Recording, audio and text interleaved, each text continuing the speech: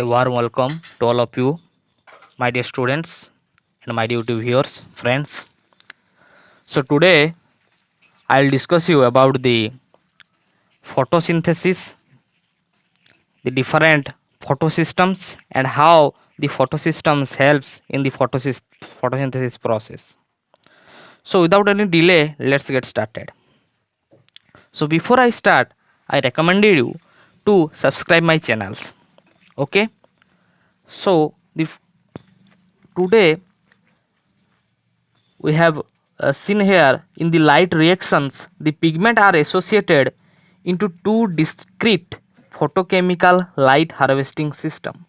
So during the light reaction what will happens actually, the pigments are present in two type of photosystem. Okay, so that is photosystem 1 and another is photosystem 2. Okay, so the each photosystem has all the pigments except one molecule of chlorophyll alpha, forming the light harvesting system called the antenna. Okay, so the each photosystem have all the pigments, but the chlorophyll alpha pigment is not present there because it form the light harvesting system or also known as the antenna. Okay, so the single chlorophyll A molecule form the reaction center. Okay, the single chlorophyll molecule or chlorophyll alpha molecule form the reaction center. So the reaction start from the chlorophyll alpha. Okay, so in the photosystem 1 what will happens, the reaction center of chlorophyll alpha has an absorption peak at 700 nanometer, hence it is called the P700, while the photosystem 2 has the absorption maxima is 680 nanometer, so it is also known as P680. So there are two type of photosystem. There photosystem 1 and photosystem 2. The photosystem 1 is also known as P700 and photosystem 2 is also known as P680. Because why it is known as P680? Because its absorption range is 680 nanometer. Okay, or it can absorb the 680 nanometer your light spectrum. Okay, so in the photosystem 2 the chlorophyll alpha absorbs P600 micrometer wavelength of red light using the electron to become excited and jump into the an orbit. So the photosystem 2, as I have discussed above, it absorbs this the wavelength of light, it is absorbed is your 680 nanometer. Okay, so this when this 680 nanometer wavelength of red light is come across the photosystem 2, then it absorbs the light and it get excited. Okay, and the electron is jumped to the your ground state to excited orbit. Okay, so the electron are picked up by an electron acceptor. So while the electrons are get excited and jump to the next orbit or the higher energy state level or higher energy orbit, then the electron are picked up by an electron acceptor which passes them to a cobalt, an electron transport system consisting of cytochromes. Okay, so some electron acceptor also present in the photosystem 2 which accept the electrons when the electron get excited. Okay, and these are and they transfer the electron to the another transport system consisting of cytochrome. Okay, so very important. So you have to remember the things. The cytochrome is a what? It is a transport system, and the electron was accepted by which element? It is cobalt element. Okay, so these are very important MCQ question. It may fall in your exam. Okay, it is basically your important for NEET and other biological stream exams. Okay, so these photo electrons are also used. Not used but are passed through the photosystem 1. So after accepting the electron by the cytochrome, it transport the electron, it does not absorb its energy, it transport the electron to the another photosystem, that is photosystem 1, having the wavelength of light P700. Okay, so the electron in the reaction photosystem 1 is also excited. So after getting the electron, after getting the high energy electron, the photosystem 1 also get excited. Okay, and it receive the red light of wavelength 700 micrometer and transfer to the another electron another acceptor molecule. Okay, so after excited of the photosystem 1, it also radiate the energy, it also radiate the electron, okay, to the another electron acceptor molecule. So electron are moved downward to the molecule of the energy of reach NADP plus. The addition of this electron reduces the NADP plus to NADPH plus H plus. Okay, so the so after accepting the electron from the photosystem 1, the NADP is reduced and become NADPH plus H plus ion is released. Okay, the whole scheme of transfer of electron starting from the photosystem 2 to uphills to the acceptor and finally downhills to the NADP plus and causing it to reduce to NADPH and H plus is called the Z scheme. Why it is known as Z scheme? Because it is the schematic diagram. You can visualize that it is like a Z. Okay, it is like a Z mark. Okay, like this. Okay, so it is known as your Z scheme. Okay, due to the characteristic shape. Okay, so first what will happens, the electron or the light get absorbed by the light harvesting, okay, systems. Okay, so first the sunlight comes. Okay, I'll explain you in the diagram.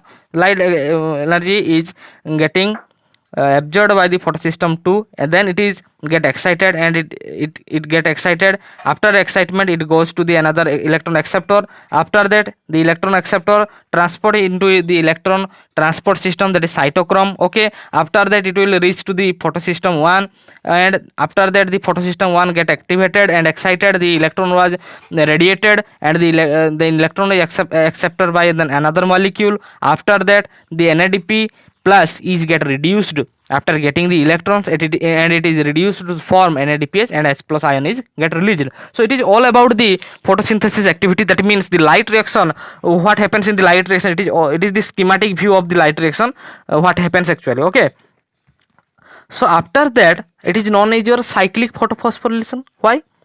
So I will explain it later. Okay, so after that the PS2 or the photosystem 2 supplies the electron continuously by splitting up water. Okay, so after that the photosystem 2 supplies the electron continuously to split by splitting up water. So after the water here, after that what happens, the water is gets splitted. Okay, and water splits to form H plus ion, that means hydrogen ion, and OH minus ion. Okay, so this create the oxygen and the net product of the photosynthesis. So after that the oxygen is get released. Got it? So you can visualize the your reaction is that here the water is get splitted and get when the water is splitted we get the hydrogen ion as well as the oxygen ion, and the electrons are get released.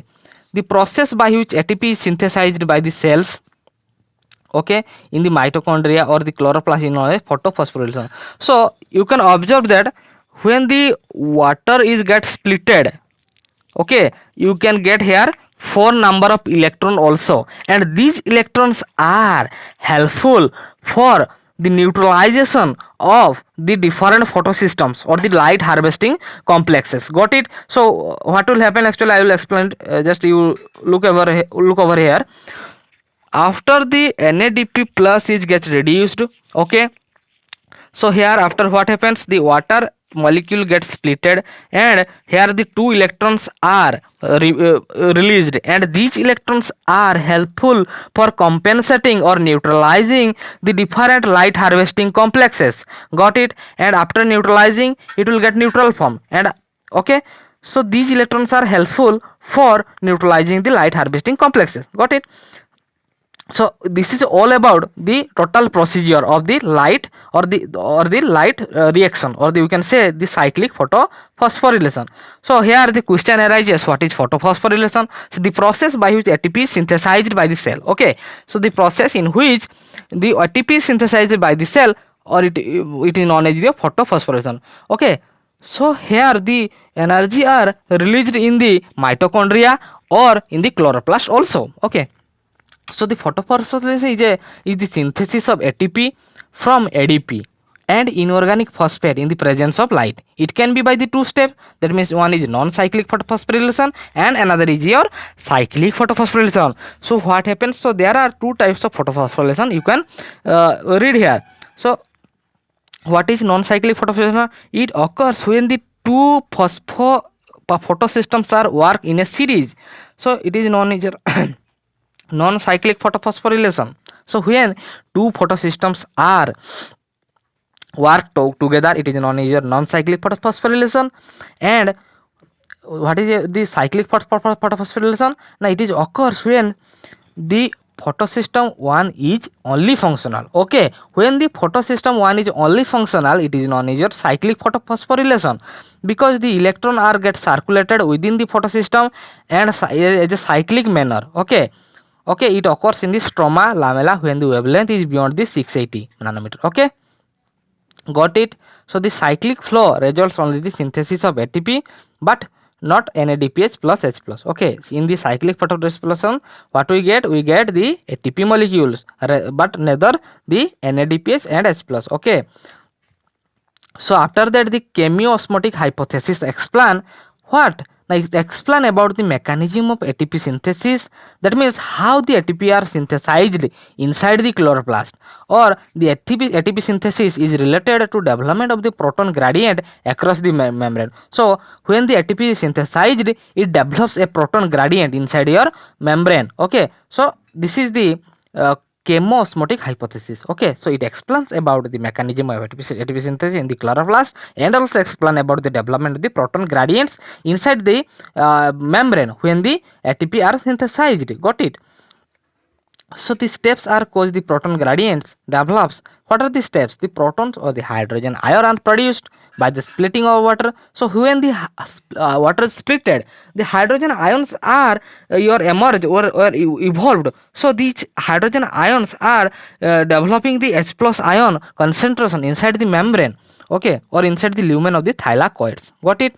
As the electron moves through the photosystem, the protons are transported across the membrane. This is because the primary acceptor of the electron, which is located towards the outer side of the membrane, and transports its electron not to the electron carrier but to the hydrogen carrier. Hence the molecule removes the proton from the stroma while transporting the electron. Okay, so the proton is then released into the inner side of the membrane. So after the electron get moves through the photosystems, and when until it reaches to the photosystem, the H plus ion are present inside the membrane. Okay, it increases the proton gradients. Okay, so after it reaches after when the electrons are reaches to the photosystem, the protons are also released from the inner membrane of the cells. Okay, or inner membrane of the mitochondria. Got it? So after that, after that we will discuss about the C3 pathway and C4 pathway. Very important. So the carbon dioxide assimilation is occurs during the photosynthesis in two routes, that is C3 pathway and C4 pathway. So why it is known as your C3 pathway? It is also known as your Calvin cycle. Okay, so why it is known as C3 cycle? Its first product is the C3 acid, that is phosphoglyceric acid, having the 3 carbon compound. Okay, so as the phosphoglyceric acid is formed as the stable product or the fast stable product, we can say, so having the 3 carbon compound, it is known as your C3 cycle or C3 pathway. So in the case of C4 pathway, its first stable product is the C4 acid, that means the oxaloacetic acid having the 4 carbon compound. So it is known as your C4 pathway. Okay, so one by one we will discuss all the things. Okay, the Calvin cycle occurs in all the photosynthetic plants, whether they have C3 cycle or C4 pathway. So Calvin cycle is a very common pathway for the both C4 plants and C3 plants. Got it? So there are the stages of the C3 or Calvin cycle, that is the carboxylation, the reduction and the regeneration. There are 3 stages of the Calvin cycle. Okay, the carboxylation is the stage in which the carbon dioxide is utilized for the carboxylation of the RUBP. What is RUBP? Now it is ribulose photobiphosphate. Got it? So when the carbon dioxide is utilized to form, and when it is added with the RUBP, that is ribulose biphosphate, so it is known as the carboxylation, and RUBP is an acceptor of molecule of carbon dioxide. Why RUBP is present? Now RUBP is present to accept the molecule of carbon dioxide. Okay, a 5 carbon keto sugar. So the carboxylation is catalyzed by this ribulose carboxylase oxygenase. So very important. An enzyme also present. That means the RUBP carboxylase oxygenase. It is, or Rubisco, you can say it Rubisco. It is an enzyme which break down or catalyze the 6 carbon compound into 3 carbon compound, 2 molecule of 3 carbon compound, that is phosphoglyceric acid. So what happens when the carbon is, or the carbon dioxide is attached with the 5 carbon compound, that is ribulose biphosphate, so it becomes the 6 carbon compound, and immediately the Rubisco enzyme is there present, and it catalyze the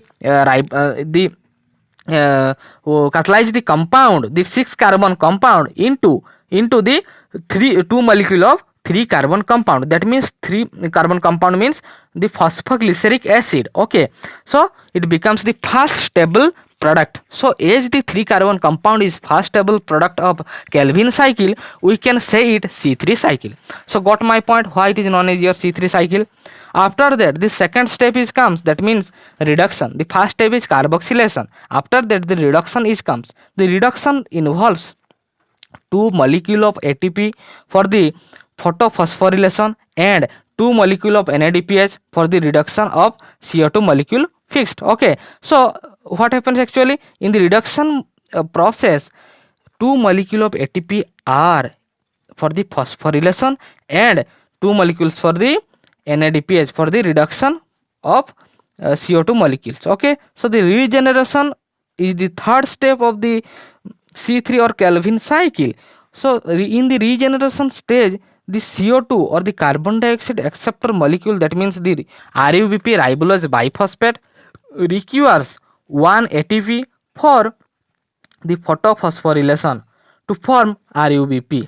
So in the regeneration stage, the CO2 acceptor molecule of RUBP requires 1 ATP for the phosphorylation to form RUBP. So in the last stage, what happens, the RUBP is again formed for the acceptor of carbon dioxide gas to form the 6 carbon compound, and after that it forms the your 3 carbon PGA, that means the phosphoglyceric acid. So this is all about your C3 cycle. You can observe here or visualize the schematic or the cyclic diagram here. Okay, in the cyclic diagram, what happens, the ribulose biphosphate, okay, the ribulose biphosphate when is in contact with carbon dioxide, it accept and carboxylation process occur, and it forms the first stable product known as the 3-PG or the 3-phosphoglycerate or 3-phosphoglyceric acid. After that, in the reduction stage, ATP and NADPH are added. Okay, so it forms the triose phosphate. After that, the regeneration stage, ATP is used to form the ribulose biphosphate. Okay, ribulose 1,5 biphosphate. It is present to accept the new carbon dioxide molecules to form the Calvin cycle again. Okay, so this is all about your Calvin cycle. So after that, what happens actually? After that, the C4 cycle comes into our mind.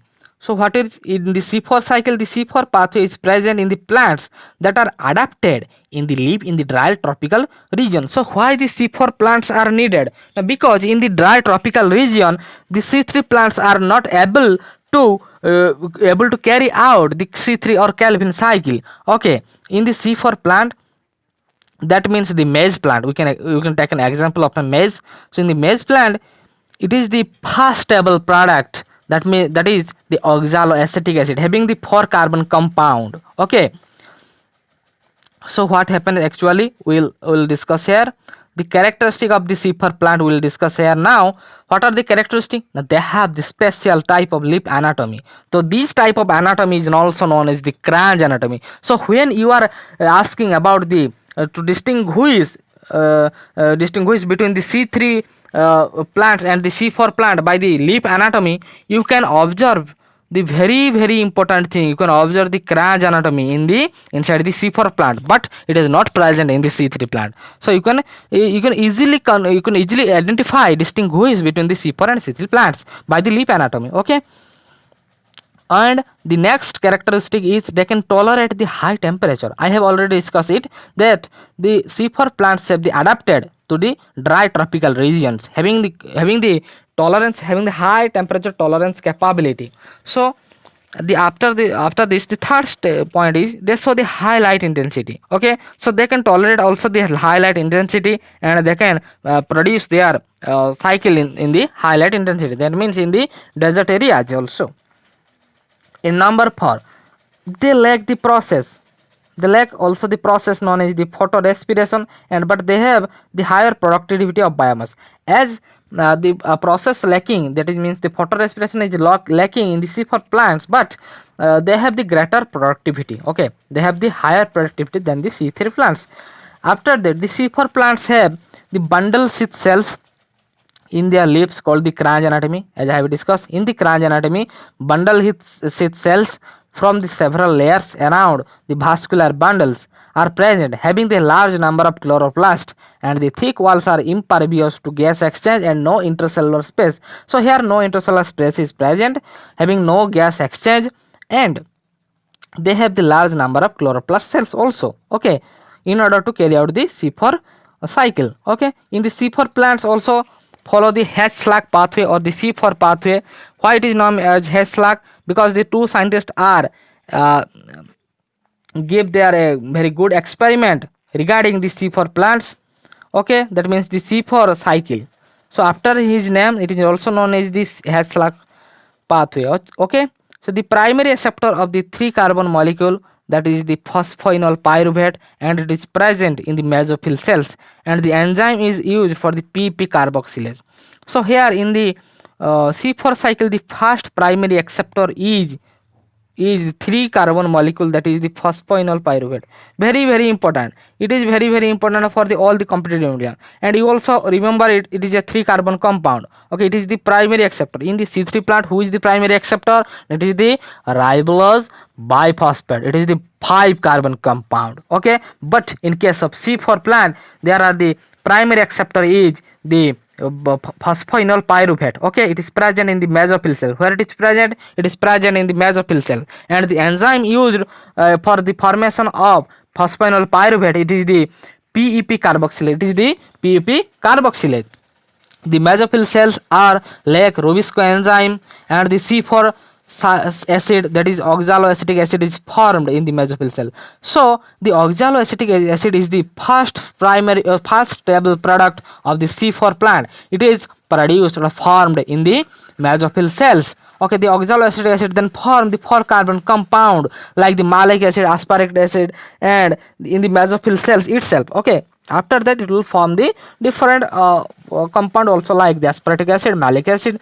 The 3 carbon compound released and transported back to the mesophyll cells, where it is converted into the PP cycle again, thus completing the cycle. Okay, so the 3 carbon molecule are released and transported back to the mesophyll cells. Okay, so after the cycle is present, the 3 carbon compound, that is the PP, again get diffused into the mesophyll cells, and again the cycle is started. Okay, this carbon dioxide is released in the bundle sheath cells, now enter to the C3. Okay, so the carbon dioxide is released in the bundle sheath cell. Who takes the carbon dioxide to the bundle sheath cell? That is the PEP. Okay, the PEP takes the carbon dioxide to the bundle sheath cells now, and it after dissociating, the carbon dioxide is released in the bundle sheath cell, and the and the PEPs get back to the mesophyll cells again. Okay, and in the bundle sheath cell, what happens actually? The bundle cells, after getting the carbon dioxide molecules, the Calvin cycle not takes place in the mesophyll cell, but it takes place in the bundle sheath cell. Okay, so the carbon dioxide, after releasing in the bundle sheath cell, the Calvin cycle get started. Okay, so in the C4 plant we can observe both C3 cycle and C4 cycle, but in the C3 plants we only observe the C3 cycle. Got it? So this is all about the C3 cycle and C4 cycle. Hope you will understand, and if you understand, please like, share and subscribe my channels for this kind of latest update. Okay, so this is for today topic. Hope you will understand. So keep watching and don't forget to subscribe. Thank you.